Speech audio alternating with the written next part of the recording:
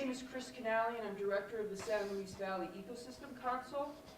We're a public lands advocacy organization, and most of you probably know this, but there are 3.1 million acres of public lands that surround this valley.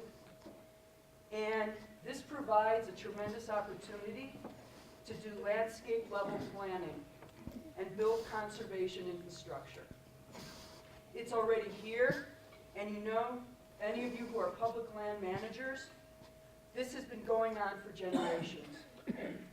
Significantly, these last 30 years have given us tremendous insight in terms of where we need to be going. What I am referring to is planning, and that involves management plans, travel management planning, and resource conservation plans, endangered species consultation, management prescriptions, and a host of other ways for us to view the landscape as a synergistic organism with many moving parts. The nexus for us at the Ecosystem Council has been NEPA, the National Environmental Policy Act, which has provided an opportunity for us to support a way to engage you, the public, to provide comment on the public lands that support not just our needs, but the needs of living systems as well. The last sentence in our mission statement says, balancing ecological values with human needs.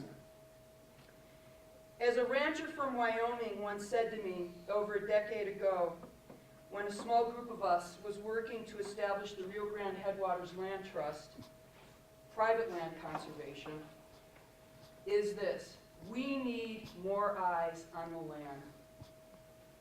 We need more eyes on the land. And that's all of you. It's all of you sitting here right now in this moment. It is with sincere gratitude that I introduce Bill Gear, Climate Change Manager with the Theodore Roosevelt Conservation Partnership, TRCP. He is also the longest-serving advisor to the Wildlife Conservation Society, and he sees this organization as a very direct way to develop adaptive management solutions. Bill was also the former Utah State Fish and Game Director, Division of Wildlife Resources. As I say this, you need to know that since then, Bill has worked with every state fish and wildlife agency throughout the entire country. Bill is a road warrior and has had to face the challenge of becoming an all-being master of time, space, and dimensions. It appears that this is what is being required to deal with the issues we are now facing regarding climate change. Bill's motivation for getting involved in this very complex issue is quite basic. He has 6 grandkids and wants to build a reliable, ecological foundation from which they can make better choices. And the moment with which he realized he needed to get involved with this issue has to do with fishing. Bill loves hunting and fishing and lives nearby one of his favorite trout streams. When he went to his favorite place to do fly fishing a number of years ago, it was bone dry. No snowpack. And this is in Montana. And he said, fly fishing for trout in this area is gone. It's not like it was 20 years ago. My little Shangri-La is not Shangri-La anymore. He could be retired, but he is not, choosing instead to be with us here tonight. Thanks for coming to Alamosa to be with us, Bill. Thank you.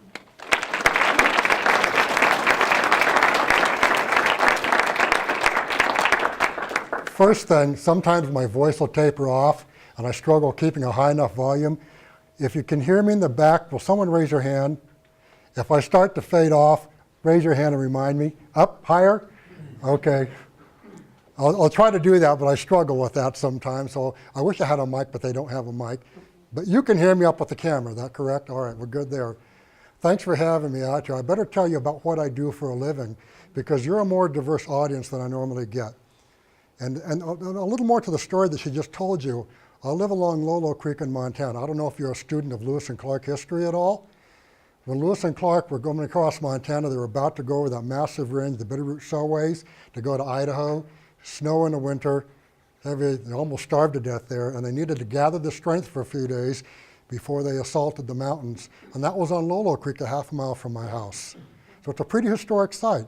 Now it's a state park, and not only that, I am a biologist turned political hack. I am a local elected official in Lolo, Montana, and and we take great pains to protect our little treasured state park and Lewis and Clark history.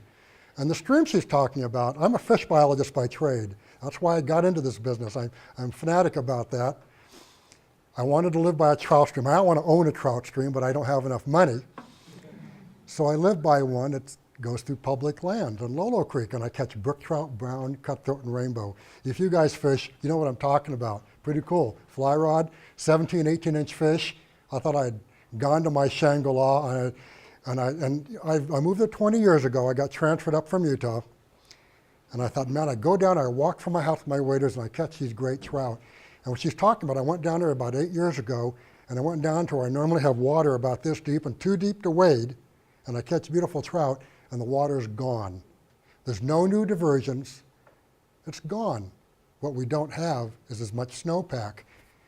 And in my Montana presentation, I've enumerate, or I measure that, and we've lost 17% of our snowpack over the last 50 years. And we have less runoff, and we have warmer flows in the late summer, and we have less water, and sometimes no water. Has a devastating impact on the fishery, obviously. You got to have water to have the fish.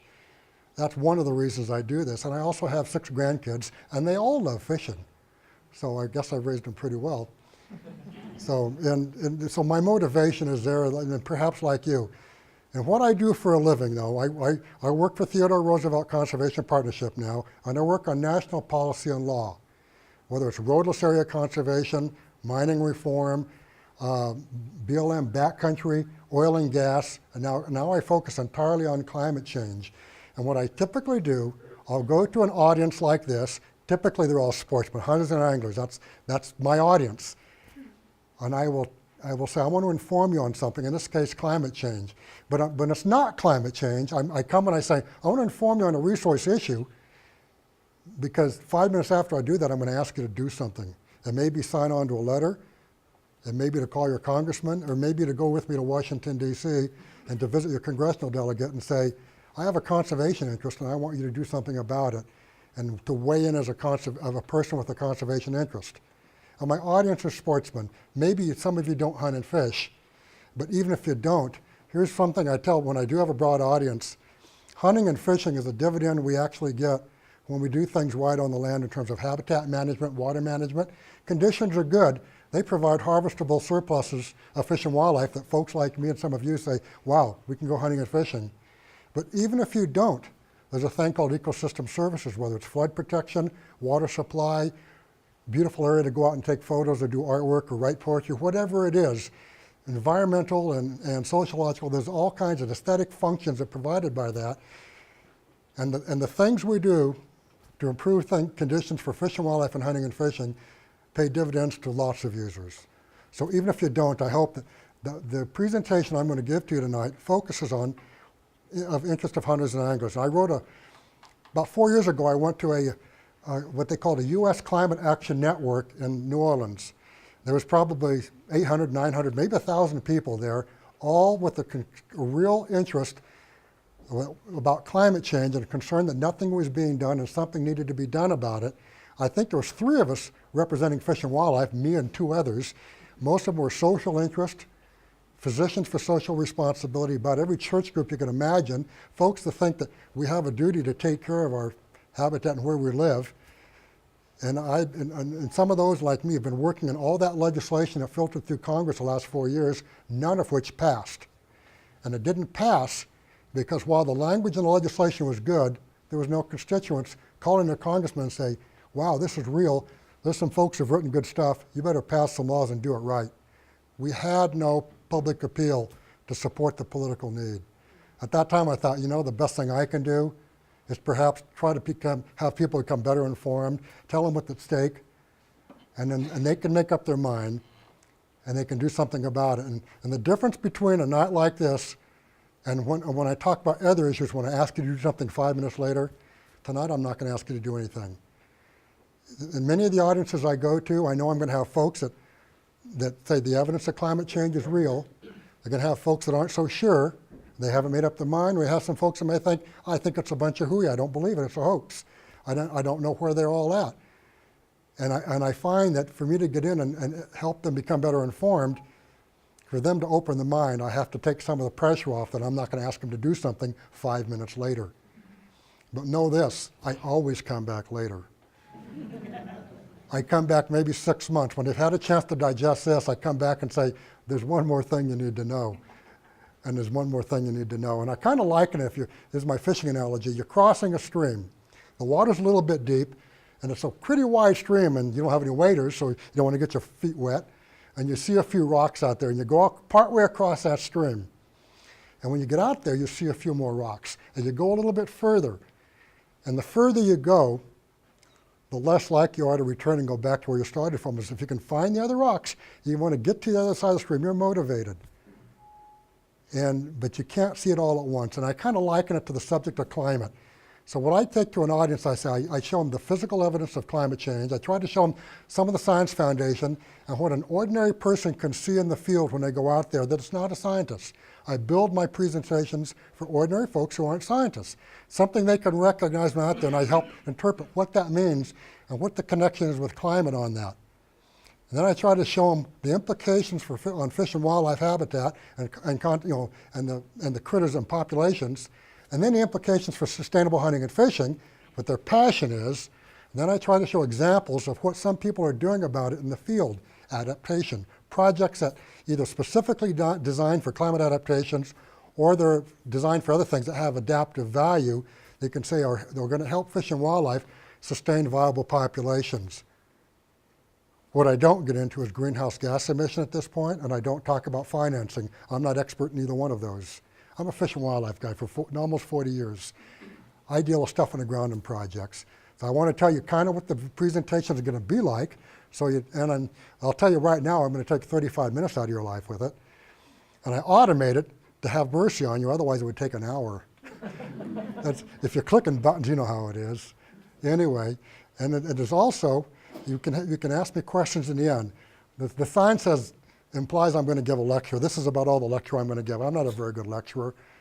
I'm good at pushing buttons on the computer and showing the screen.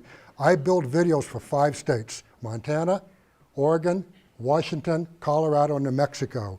I wrote a grant to Doris Duke Charitable Foundation. They gave me the money.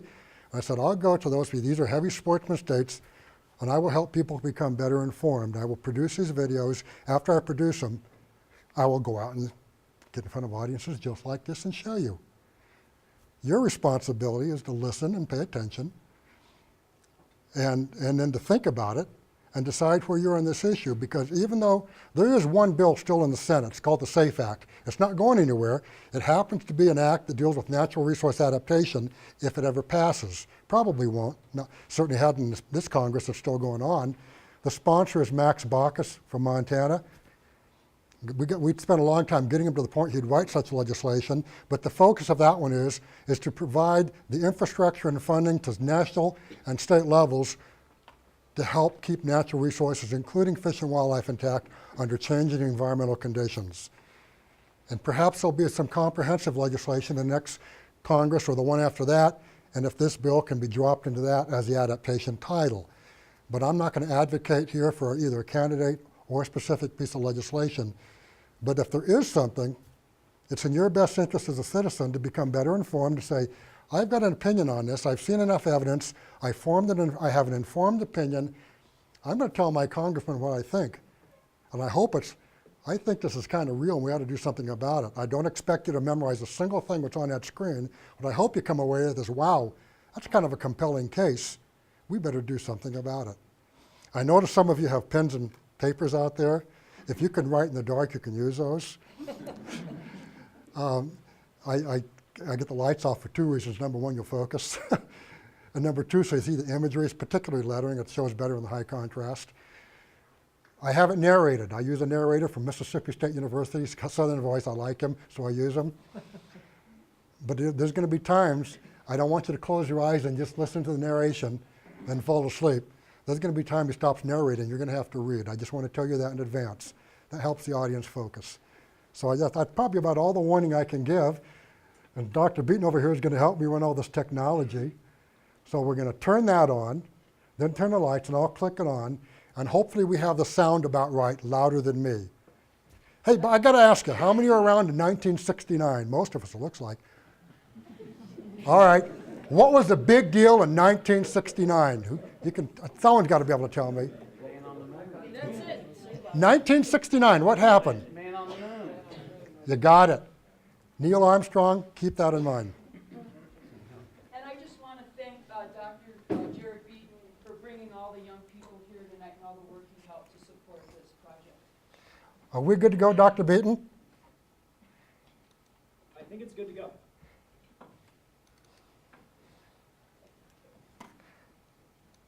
How come I'm clicking and it's not doing anything? It's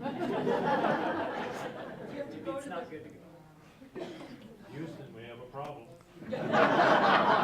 Okay. Let's click. Oh, here we go. That's why. I forgot the command. All right.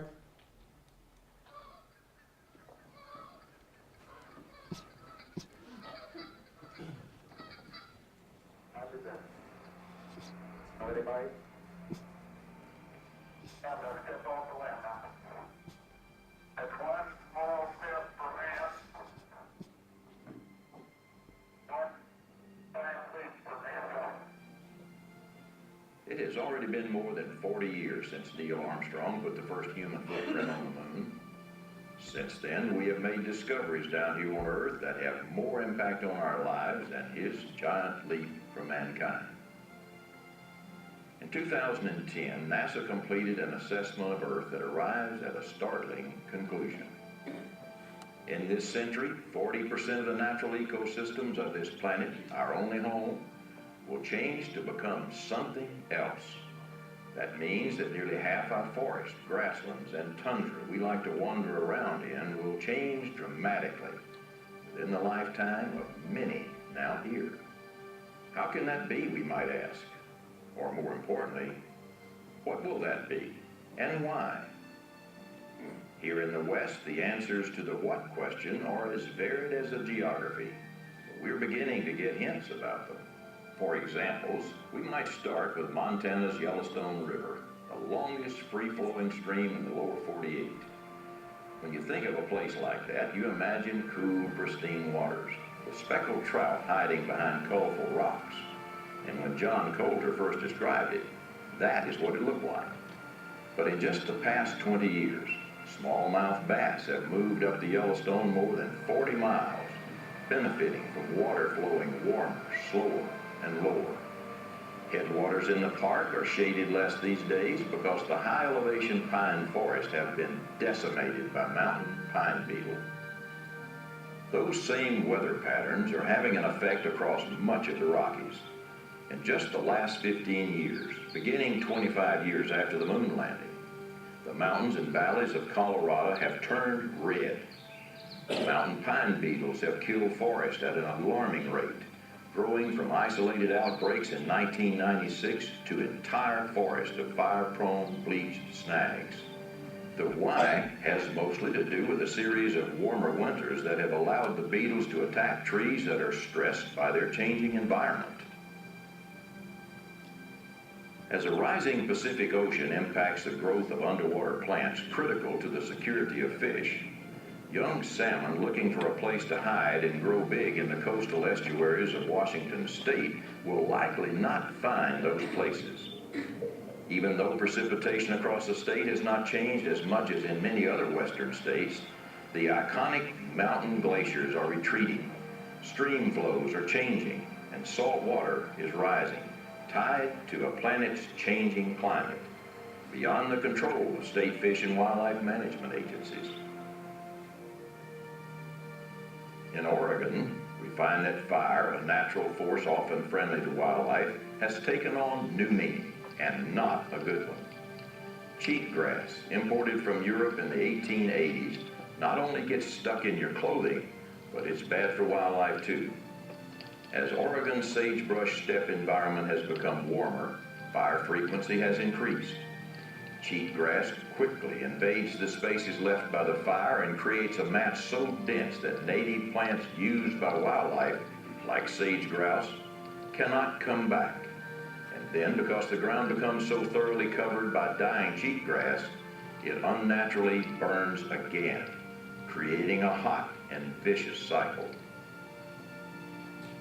These are just a few of many changes taking place across the West.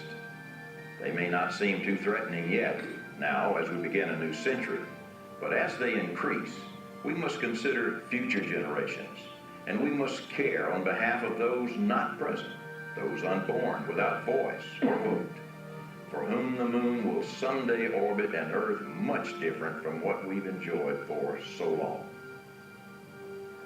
And from the crew of Apollo 8, we close with good night, good luck, and God bless all of you on the good earth.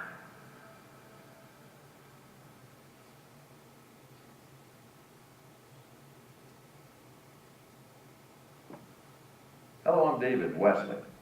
In those 40 years since Neil Armstrong wished us luck on our good planet Earth, I've been periodically roaming the high country of Colorado looking for elk.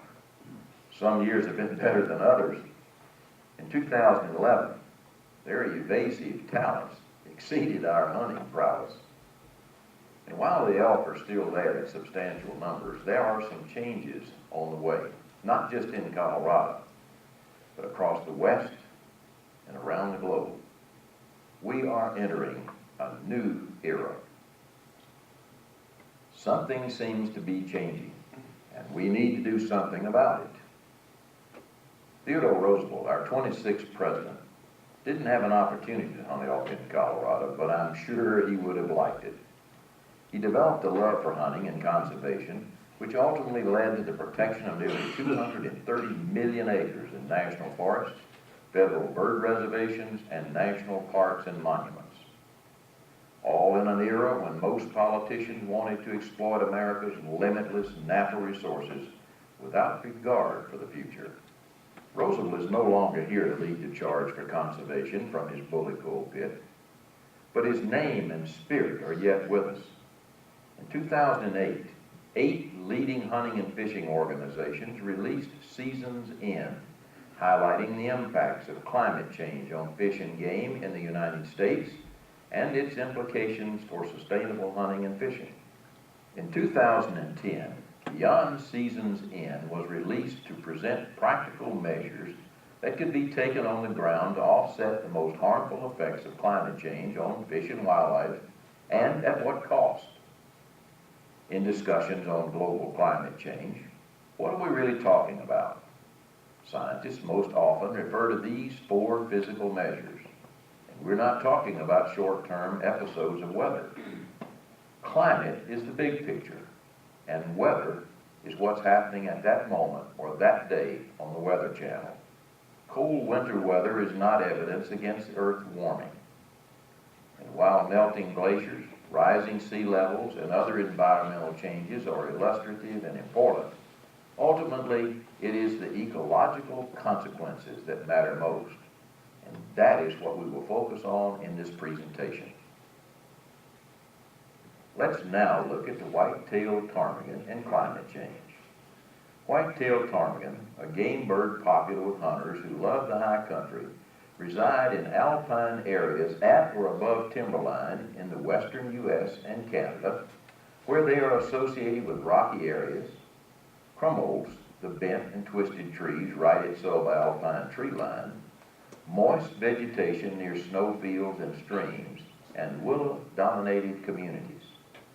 In Rocky Mountain National Park, the alpine willow communities are crucial to the population of white-tailed ptarmigan. This map shows the occupied alpine habitat for white-tailed ptarmigan throughout Colorado. These birds move between winter and breeding areas at different elevations, with higher elevation breeding sites being occupied from late April to mid-May. From 1980 through 2008, a period showing significant spring temperature increase, hatch dates advanced earlier by an average of 12 days. This corresponds with a reduction in juvenile recruitment across the study period, possibly indicating reduced juvenile survival. The high average winter monthly minimum temperatures and high average winter monthly maximum temperatures might lower the population growth rate of the white-tailed ptarmigan. It's all about water, but of course it's tied to temperature. Between 1951 and 2002, the average air temperature around the world increased 1.3 degrees Fahrenheit, and the average temperature throughout the U.S. increased 1.25 degrees, but the average temperature in just Colorado rose just over 1 degree. Recent studies have found not only that climate change has its own particular impacts, but that temperature changes can exacerbate the effects of more traditional disturbances like air pollution, drought, and habitat loss for fish and wildlife. The alpine habitat in Colorado is predicted to gradually contract as the tree line moves upward in response to large-scale atmospheric temperature changes, even in the lowest CO2 scenario. We do not have a simulation of alpine habitat loss in Colorado, but we do have one for Glacier National Park in Montana, which also has an extensive alpine environment and a white-tailed ptarmigan habitat population threatened by climate change. This Glacier Park animation shows both the upslope migration of the conifer forest and its associated understory and the actual recession of glaciers from 1850 to 2010. The animation shows that all glaciers will disappear between 2020 and 30, and the kind of alpine habitat supporting native white-tailed ptarmigan will largely disappear by 2050. This helps us forecast the fate of Colorado's alpine habitat for white-tailed ptarmigan. Colorado is a forest-rich state subject to parasitic insects such as the mountain pine beetle, spruce beetle, and the western spruce budworm that cause tree mortality or defoliation. The mountain pine beetle, not much bigger than a grain of rice, has ravaged millions of acres of lodgepole, ponderosa, limber, and white bark pines in Colorado in recent years, and drought conditions and warm, dry spring weather tend to increase pine beetle infestations. A 2-degree increase in average air temperature doubles the rate at which pine beetles reproduce and kill pine trees at low or higher elevations, allowing the mountain pine beetle to expand its natural infestation of Colorado's pine forest. The progression of the mountain pine beetle infestation across the state offers a startling look at what's happening to our trees. Starting in 1996, beetles were found only in small numbers in the central and southern parts of the state. In the past, the mountain pine beetles, which were kept in check by winter temperatures of 25 degrees Fahrenheit below zero or colder, focused their attention on old, weak, or diseased trees. But now, with warmer winters and long-term drought becoming the norm, the beetles are overwhelming entire forests. Colorado's mountain pine beetle infestation grew by an amazing 600,000 acres from 2006 to 2008, and that's just in lodgepole pine. As of 2011, Colorado has 3.3 million acres of trees killed by mountain pine beetles. Now add the additional loss of high elevation spruce and fir forest from the spruce bark beetle, shown on this map, and western spruce budworm, and you can start to see the big changes in elk habitat that are already underway. The 1-2 punch of climate-driven mountain pine beetle and spruce bark beetle infestations with the ongoing spruce budworm epidemics is leading to a conversion of high elevation forest canopies to clearings where they show a strong preference for semi-open forest or forest edges adjacent to parks, meadows, and alpine tundra, often at elevations above 6,000 feet. In talking about climate change, we often focus on species threatened by widespread losses of habitat, which inevitably leads to declines in fish and wildlife populations and fewer hunting and fishing opportunities.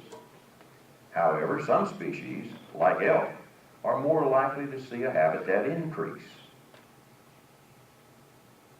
Elk are indigenous to most of the United States and southern Canada, but now most are found in the Rocky Mountains from New Mexico to British Columbia. Grasses, forests, and shrubs that are often preferred feeding grounds for elk make them abundant in Colorado. Colorado is home to the biggest elk herd in the country, having a statewide population of more than 283,000 animals in 2010, scattered mostly west of Interstate 25. Late in the year, under heavy snows and colder temperatures, elk typically migrate downslope to the winter range. Right now, with abundant summer and winter range and a coincident decline in hunters afield, Colorado's elk populations continue to grow, and it will likely grow even more with the expansion of habitat under the warmer winters and wetter summers predicted by two different climate models. The beetle infestations of pine and spruce forest at higher elevations are causing widespread defoliation of pine and spruce trees that allows sunlight to reach the understory, resulting in a proliferation of grasses, forbs, and shrubs favored by elk. More elk should lead to greater hunter harvest, shouldn't it? As the saying goes, it depends. It is uncertain whether a growing elk population, utilizing more food available at higher elevations longer into the year, will result in a greater or lesser hunter harvest because many factors contribute to declining hunter numbers.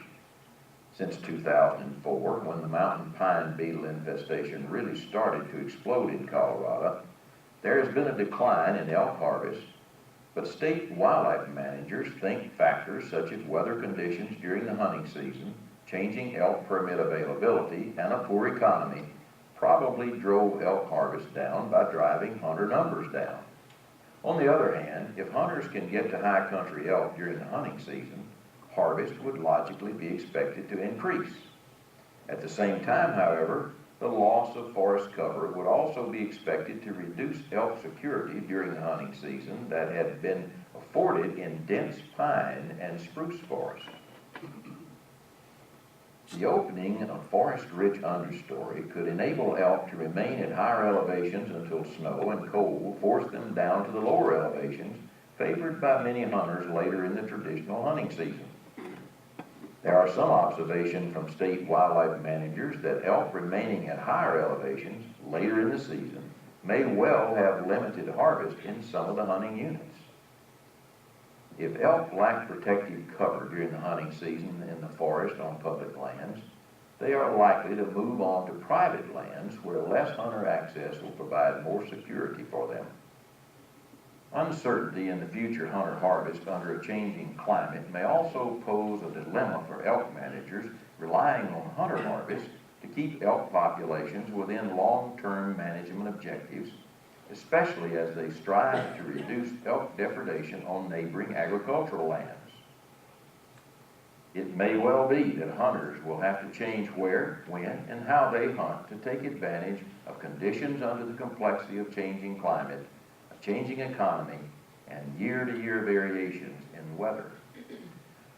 For us hunters to understand this, it helps to look at water once more. Global annual precipitation increased 5.8% from 1951 to 2002, whereas annual precipitation in the U.S. increased 10.5%. But during that same period, Colorado's average precipitation increased 15.07%. Colorado has seen a lesser increase in air temperature and a greater increase in precipitation than either the world or the U.S. as a whole. The change in the form and the timing of precipitation greatly changes water availability and may well be the most serious threat to fish and wildlife. Timing is everything. Despite seasonal fluctuations, you can see that the average is headed up.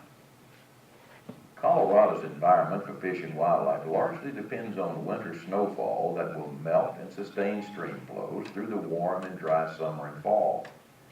From 1951 through 2006, Colorado's winter precipitation from snowfall increased only 1.16%. While record-sized snowpack and attendant flooding in the Rocky Mountains have made headlines in the spring of 2011, the long-term trend for snowpack levels in the Rockies tells quite a different story. A new U.S. Geological Survey-led study shows the decrease in snowpack since the 1980s is more significant than at any other time in the past 1,000 years.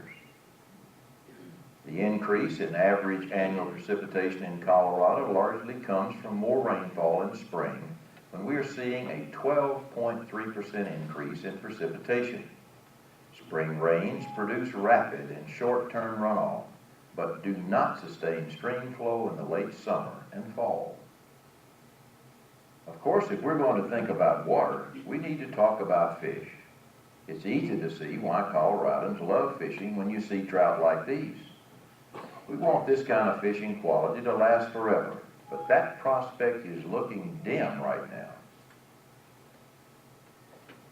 Fisheries scientists forecasted the effects of climate-altered stream flows and higher water temperatures on 4 species of trout on nearly 250 million acres across the Intermountain West, based on fish surveys at 9,890 sites.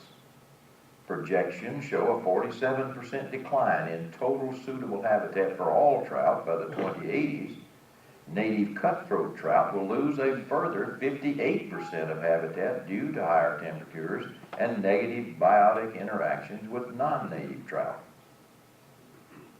Habitat for brook trout and brown trout is predicted to decline by 77% and 48% due to warmer water and winter flooding from warmer winters with more rain, whereas rainbow trout habitat should decline the least.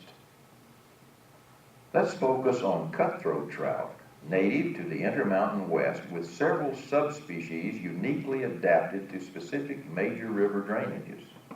Cutthroat subspecies are particularly sensitive to habitat degradation and require streams and lakes with cold, clean water that are free of non-native species such as rainbow and brown trout, and currently occupy only a small portion of their historic range. Overharvest and human development has already stressed cutthroat trout, with in-stream barriers like culverts and dams, habitat degradation and management strategies that have isolated native populations in headwater reaches above artificial barriers. The goal of the Colorado Division of Parks and Wildlife is to create sustainable wild populations of cutthroat trout to provide for the long-term survival of the species. Nevertheless, stress from climate change is likely to compound existing problems associated with habitat degradation and introgression from non-native trout, and fragment native cutthroat trout distributions even more than they already are. Just look at the diminishing blue areas on the map that depict lakes and streams. Warmer water, changes in stream flow, and the increasing frequency and the intensity of our disturbances are among the factors associated with climate change that are likely to impact native trout populations in the Intermountain West. Larger, interconnected populations in higher order stream systems now are rare, and most inland cutthroat trout subspecies currently occupy only 10 to 30% of their historic range. And that looks like what the future holds for cutthroat trout in Colorado. More isolation in fragmented, high elevation mountain streams. Let's take a look at a couple of native subspecies and see how the habitat changes will affect them. Colorado River cutthroat trout have declined throughout their native range in the headwaters of the Colorado River Basin, due mostly to invasions by non-native trout, with further aggravation by overfishing and habitat degradation. They now occupy only a small portion of their historic range. The beautiful Colorado River cutthroat trout is supremely adapted to the streams and lakes in 5 intermountain states in the Colorado River drainage, and one of those river systems is the White River drainage in northwestern Colorado. Colorado River cutthroats are pretty much limited to the hydraulically connected tributaries of the White River above Beaufort. The White River system, shown in the red circle, is formed by the south and north forks of the White River, originating in the Flat Tops Wilderness and fed by numerous clear, cold mountain streams, having lots of spawning habitat for Colorado River cutthroats.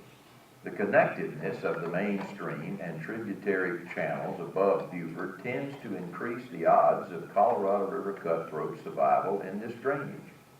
And the connectivity depends on maintaining adequate stream flows in the mainstream White River as well as its tributaries.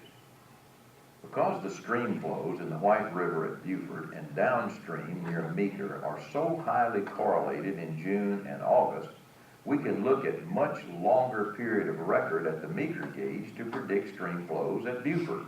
There's been a steady decline in June runoff near Meeker and likely at Beaufort since 1910.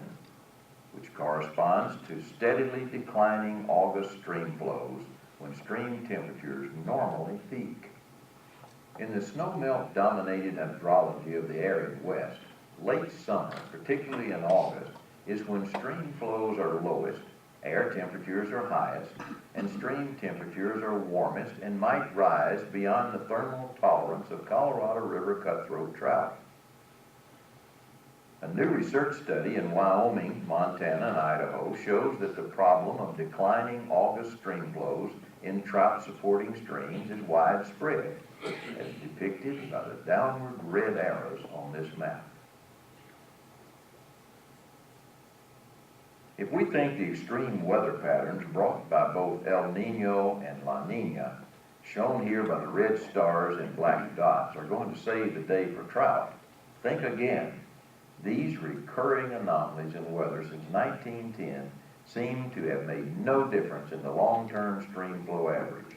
The trend line is still going downhill.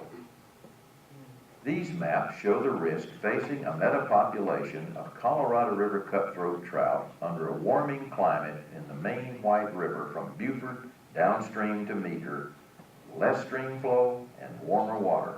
All things considered, much of the habitat occupied by Colorado River cutthroat trout will be at high risk within the next 50 years from increasing water temperature, more frequent wildfire, floods, and other disturbances accompanying climate change.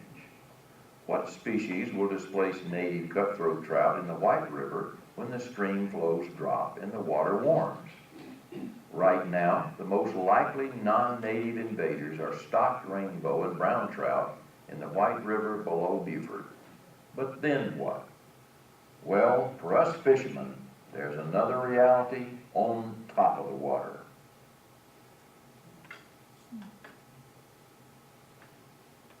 Even the adaptable white-tailed deer needs succulent vegetation and security and is being threatened by beetle-infested forests, which fuels a greater frequency of wildfire.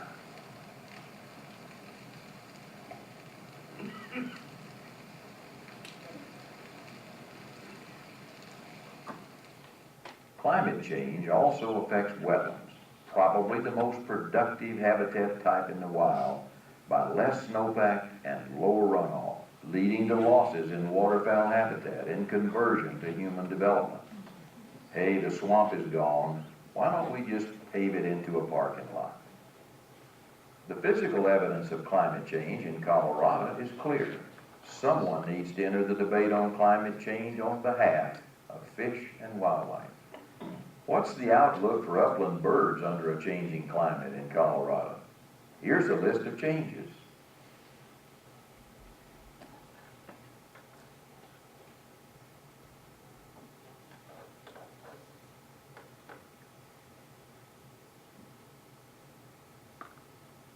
There's a real cost here for hunters. Big game will be adversely impacted in a variety of ways.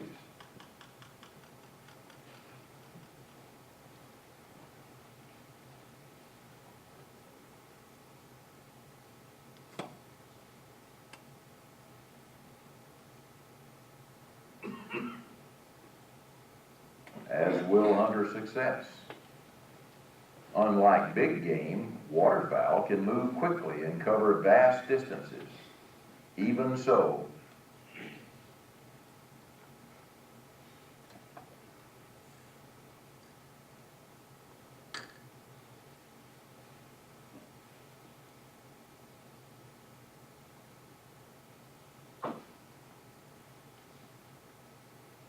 no species can withstand the loss of 90% of its critical habitat base. Man and wildlife, we're all in this together. So what are we going to do? We can't go any lower, and we can't go any higher. We're simply going to have to adapt to the world and the climate we live in. Governor Bill Rivers said in 2007 that global warming is our generation's greatest environmental challenge, and that the seeds of change are in our scientific and business communities, and in each of us individually. The Colorado Climate Action Plan was prepared as a call to action, setting out measures that Coloradans can adopt to reduce emissions of greenhouse gases by 20% below 2005 levels by 2020, and by 80% by 2050. Colorado has since established a strong foundation of measures in the 2007 legislative session to reduce emissions of greenhouse gases. The Colorado Division of Parks and Wildlife has already thought long and hard about the threats fish and wildlife face in the future from both the expansion of human development across the state and the changing climate, and they have begun making plans. The agency completed the Colorado Wildlife Action Plan in 2006 as the guiding framework in an adaptive management process for all of Colorado. This plan is designed to help reduce the adverse impacts of development and other threats, such as climate change, on species of greatest conservation need and their priority habitats. The comprehensive strategy includes conservation actions in 5 strategic areas.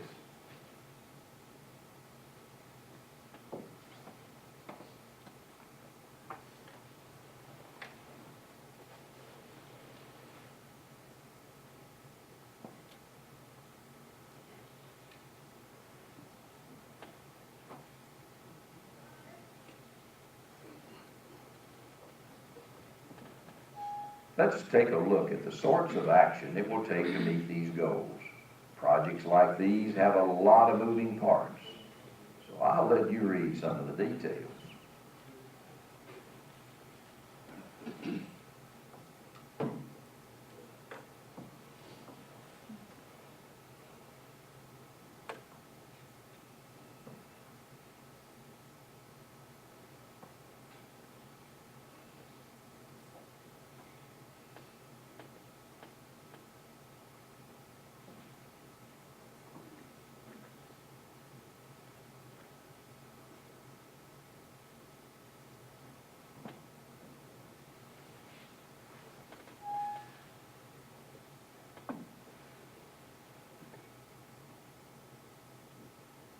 Let's now look at the on-the-ground adaptation project aimed at increasing the resilience and resistance of Colorado River cutthroat trout to the effects of climate change.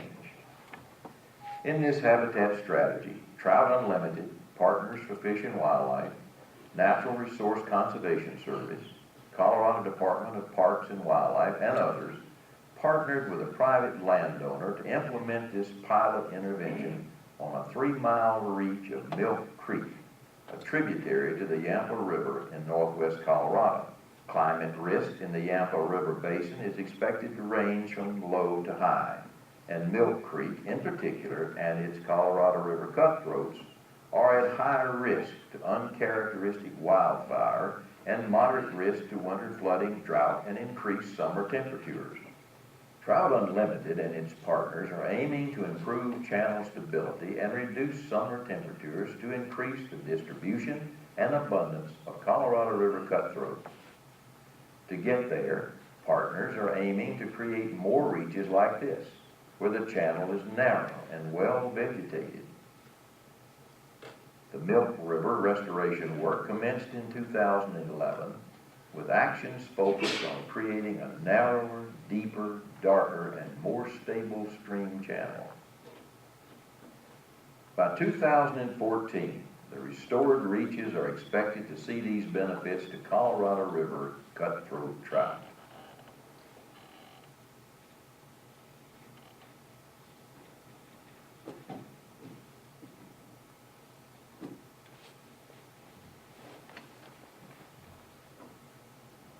As a fisherman, one who loves to fish the small places, I hope to see many more of these projects. Most of us sportsmen pay homage to President Theodore Roosevelt because he had the courage and the foresight to push a strong conservation agenda against the political tide, giving us the rich fish and wildlife heritage sportsmen cherish to this day. Roosevelt had the foresight to see beyond his time and recognize that Congress must act at that critical time to protect the future for us. He once said, 9/10 of wisdom consists of being wise in time.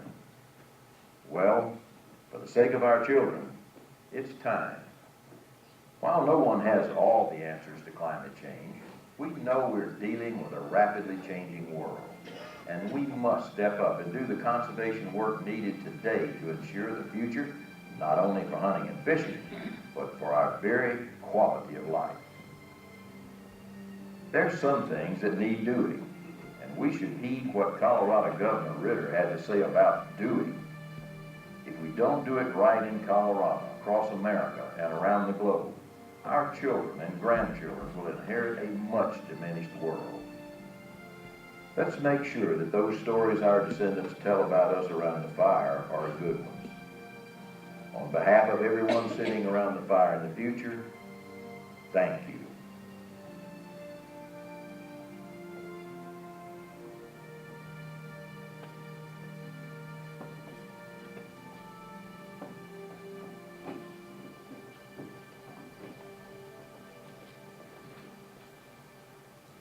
Can we get the lights down there now?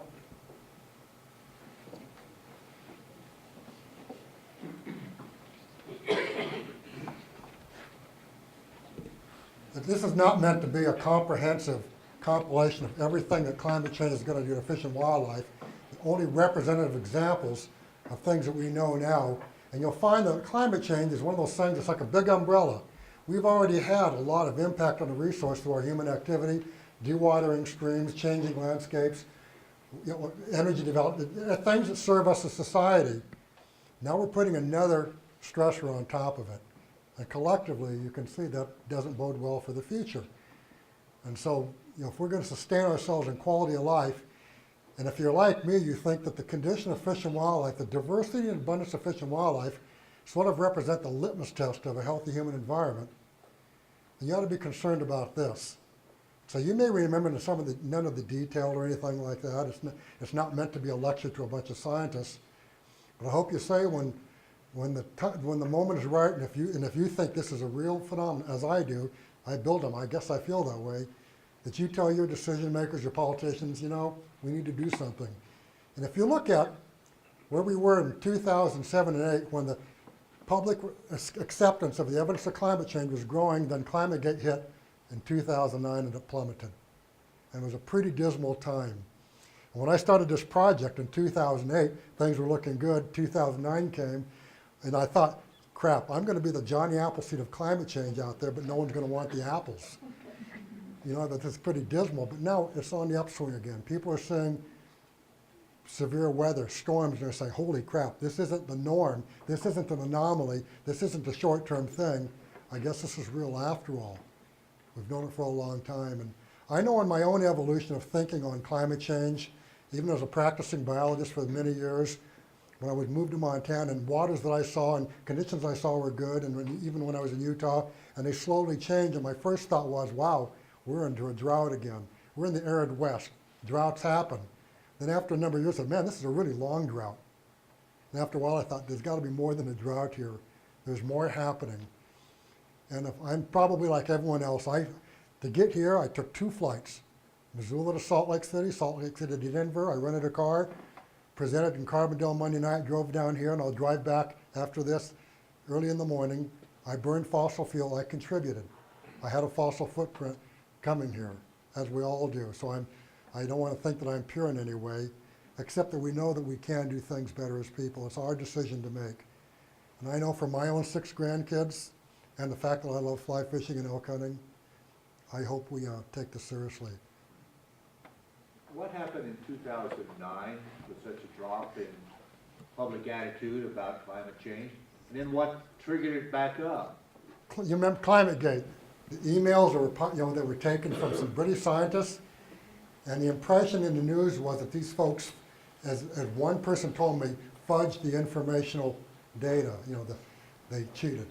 They high-graded to make it look like things were more serious than they actually were, and they threw data away. That was the allegation. That's what hit the media. That's what everyone read, and people believed it. And to follow up on that, you know who the Koch brothers are that fund oil, and probably some of the biggest deniers on the planet? They had a favorite scientist, Dr. Richard Muller, University of California physicist at Berkeley, pretty smart, and they gave him a bunch of money and said, this is the time to wrap this up and put a bow on it and stop this rhetoric about climate change. His view at the time was that the climate scientists on the temperature side on ClimateGate were taking the temperature measurements in some of the wrong places. Part of it was, for example, paved areas where it might exaggerate temperature warmer than it really was. And the other was changes in instrumentation. It could be the absolute temperature they were measuring was different than what a current temperature meter would measure. And maybe that would account for the variation, and it really wasn't as bad as they thought. They gave him a bunch of money. He took 1.6 billion data points. He analyzed all the data from the ClimateGate scientists. And then 2 years ago, in late summer in Wall Street Journal, he published his results. You know what his conclusions were? He was wrong. The climate scientists in Great Britain were right. They didn't fudge the data. And if anything, they were too conservative in their conclusions. The temperature estimates on paved areas did not follow his thinking. They were not exaggerated. They were not amplified. And with regard to instrumentation, even if the absolute temperature was measured was different 100 years ago and now, the difference in temperatures measured with the same instrument were the same. And and then he extended the record about 200 and some years before. He said, wow, they weren't wrong. I was wrong. They were right. And he came out and told the world, and that probably bothered the Koch brothers a great deal. They put a lot of money into that. And he said, there's no longer a reason to disbelieve climate change. But at the time, he didn't take the step to say, what caused this, and do we have anything to do with it? But if you read in August Wall Street Journal this year, things changed once again. He continued his investigation with his own lab, and I don't know how many more data points, and his conclusion is, we're it. We did it. They isolated volcanoes, they isolated sunspots, they isolated about everything they could isolate, and the conclusion was, once they take all those other factors that had shorter-term increases in temperature and CO2, and they took all those out, and we have recurring long-term increases, we were the only thing left. And it comported with the measurements they were making of human activity. The data all lined up and said, wow, guess what, we're it. So now we need to do something about this. And I don't come here to say what we ought to do. You need to think about this for yourself. You're intelligent people. You can see evidence. You decide what's important to you, and what you think the evidence shows, and when you think the time is right, you weigh in with your opinion. I figure my responsibility is to help you become better informed, to help you feel like you're a little better informed with some of this information. But I'm reminded of a presentation I did in Montana 3 years ago, eastern Montana, third week of September, Sunday afternoon, community center with a bunch of ranchers, 94 degrees outside, third week of September. And they say there's no change in climate. It's pretty warm, and I gave my Montana presentation, and a guy in the back rose his hand afterwards and was done. He said, well, I don't believe climate change. I don't believe the evidence. But by the time he saw it, he wasn't angry or he wasn't obnoxious. He was pretty decent. He said, hey, that's my view. And before I could open my mouth and respond in any way, a lady turned around in the front and said, I just saw the same presentation you saw, and I've seen other stuff over the years, other evidence, and it all comes together. We need to do something. It's not just mine was suddenly the miraculous opening awareness, but she said this and other things, we need to do something, and the ranchers have started nodding yes. And in 4 years on the road now, I've been 4 years in 5 states. That was the one denial that came out of the audience. Maybe I'm extraordinarily lucky. But I'd like to think people are intelligent enough to say, you know, there is some compelling evidence there. And maybe we ought to pay attention. Thank you for coming tonight, folks.